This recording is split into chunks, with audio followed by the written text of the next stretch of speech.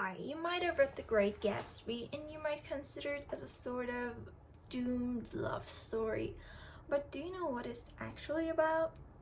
In order to understand the text better, we need to know about two things. The first one is the lost generation of writers, and the second one is the Jazz Age, also known as the Roaring Twenties. I'm gonna start with the lost generation of writers.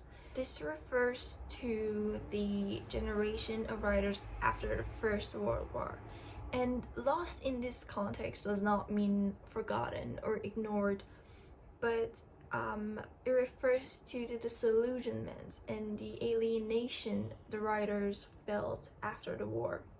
Because whatever they believed and whatever they valued before the war had no meaning post-war.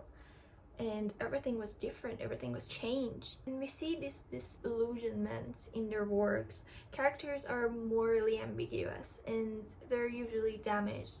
And their style of writing was also very minimalistic and to the point. There are actually many writers that belong to this generation, including Hemingway and Fitzgerald. The second thing we need to know about is the Jazz Age.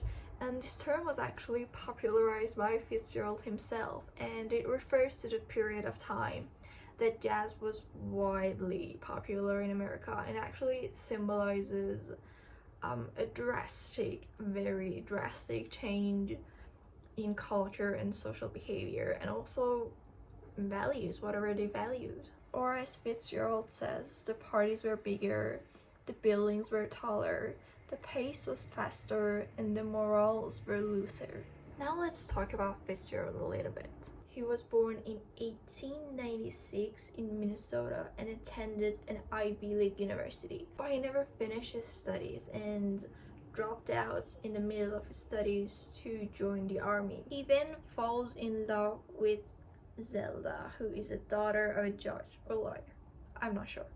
And even though Zelda claims that she loves Fitzgerald, she refused to marry him because at the time he was not a rich man. He could barely provide for a family. But then Fitzgerald publishes his first novel, This Side of Paradise, and gains popularity, fame, and money.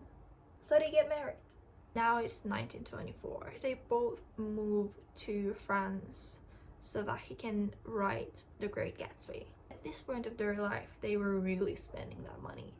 They were going to parties, they were throwing parties, they would travel back and forth to different places, different countries. But this was just the surface of their life.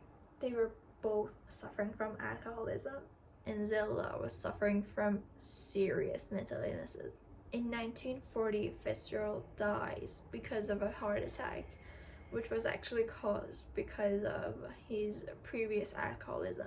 And the sad thing is that he couldn't really enjoy the fame and popularity that The Great Gatsby brought him, because at the time he published that book, it was considered a flop and he could barely sell any copies. However, after the United States entered the Second World War, there was this group that wanted to improve the morals of the armed soldiers.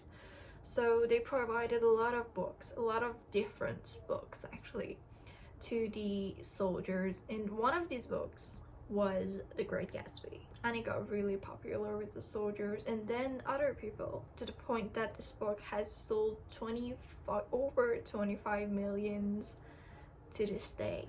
But what is this book about? I'm just gonna assume that you know the whole story, so I'm not gonna get too much into that. But it's basically about a really rich person who throws really big parties because he wants to gain the attention of his former lover, Daisy. You could also watch the movie, it's quite accurate actually, I recommend that. In the story we have the West Egg and the East Egg, or I don't know which side is west. The West Egg is where Gatsby and Nick live, and it symbolizes the new rich and false glamour. On the other hand, East Egg is where Daisy and her husband live, and it symbolizes old money and traditional values. On the surface level, it might seem like a love story, but it's heavily criticizing the American dream and capitalism. The characters are quite different from one another, but they have one thing in common.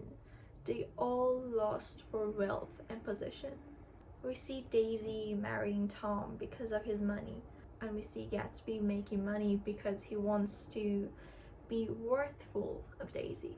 And then we see Myrtle, who is Tom's mistress, because he's rich. Gatsby barely participates in his own parties and only uses one of his rooms, and he's really, really lonely. We can see many people attending his parties, but when he dies, no one really attends his funeral. And that is a criticism on capitalism. On the surface level, he's a great man.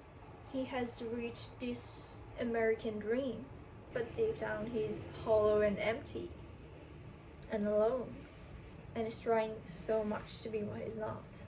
We can also see the reality of capitalism and the American dream in The Valley of Ashes, where a rich person can literally kill someone and get away with it, just as Daisy did. Now let's read some lines from the book. He invented the sort of J. Gatsby that a 17-year-old boy would invent. We can see here that even Nick considers Gatsby a superficial person, because if you ask a young person, like a 17-year-old boy, what you consider a great man, they would answer someone really rich, someone who has a big house, and they would describe this kind of hollow person without any actual value rather than their position and rather than their will. And then another one. Gatsby believed in the green light, the future that year by year recedes before us.